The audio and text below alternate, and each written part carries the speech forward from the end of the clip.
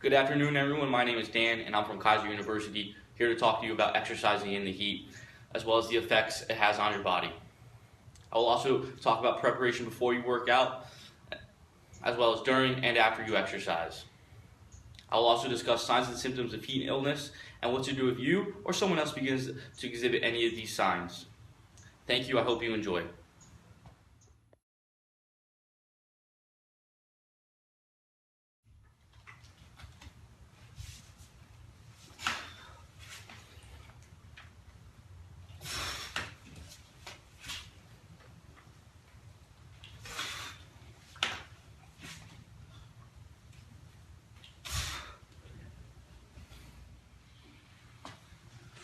So what is happening to your body when you begin to exercise in the heat? Well, for starters, your resting heart rate is higher than normal, and this is due to your core temperature being higher. Your increased heart rate is due to the demand of more blood flow to go to your skin to aid in cooling. This is why you begin to sweat. Sweating is actually your body's natural mechanism to aid in cooling itself and bringing its core temperature down. It's when your body tries to release a lot of the heat that's trapped inside, letting it out. And this is why you'll also feel a little bit hot to the touch and why you'll feel a little bit warmer than you normally are. However, in a more humid environment, such as South Florida, sweat will not evaporate. Instead, it just tends to pour off our skin and just leave a puddle right under us. This is not good, as it only leads to trapping more heat inside our body. This will lead to heat illness if it is left untreated, which I will discuss later on. Now, you may be asking, how do you properly prepare yourself for a workout in the heat? The first step is to acclimatize yourself to your new environment. If summer has just rolled in and you're more used to the nice, cool days that come with fall and spring and the winter, then take about 14 days to allow your body to acclimatize or to adjust to the long, hot summer days. Over the first 2 weeks, you should gradually work out more intensely and for a longer duration until you have adjusted properly. The most important step in preparing for the heat is to ensure you hydrate. Every day, especially in a hot environment, you should be consuming water. About 8 glasses a day is the recommended amount. Gatorade and Powerade are some sports drinks that are great and also aiding in hydration, as they replenish electrolytes and carbohydrates that you will lose in sweating and working out. A couple more tips to prepare before you exercise in the heat are to avoid the midday sun. This is the hottest part of the day when the sun is right above you and it's just beating right down. Instead, try to work out in the cooler mornings or the evenings. Also, make sure you dress appropriately. Wear light, loose-fitting clothing that will help sweat evaporate, which will keep you cooler. Avoid dark colors, as they will absorb more heat and only bring your core temperature higher, which is not what you want. Under ideal conditions, your skin, blood vessels, and perspiration level adjust to the heat.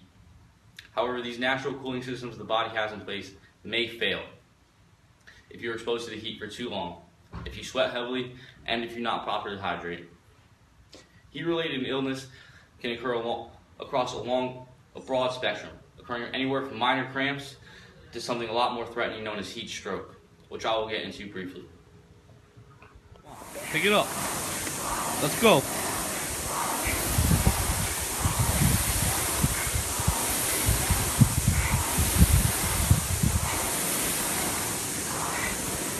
I'll slow down. All right.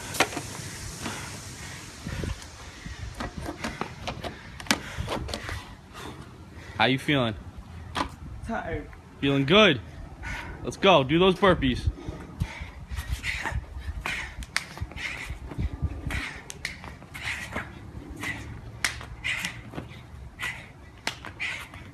Nice and easy, nice and easy. There you go. Control your breathing.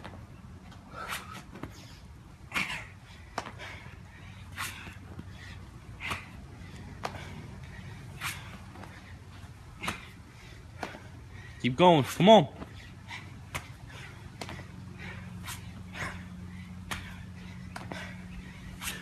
Come on, Noah. Keep going.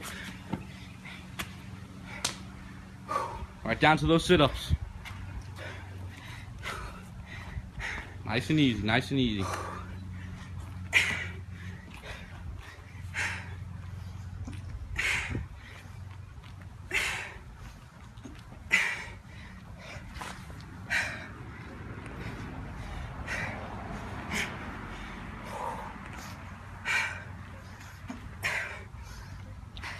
Dripping sweat.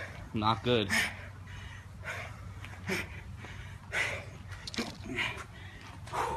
All done? All done. Good job. Here we have Noah.